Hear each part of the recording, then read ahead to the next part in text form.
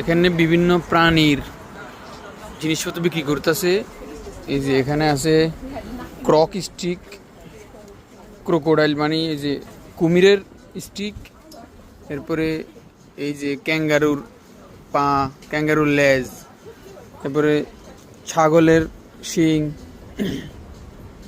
এরপরে এটা হচ্ছে ওই যে পাখি, উট পাখির না, উট পাখির মতো হাড়, এরপরে শুকরের ভুঁড়ি, এরপরে খরগোশের চামড়া, এরপরে কুমিরের পা, ক্রোকটোট, এই যে কুমিরের পা, ছাগলের কান,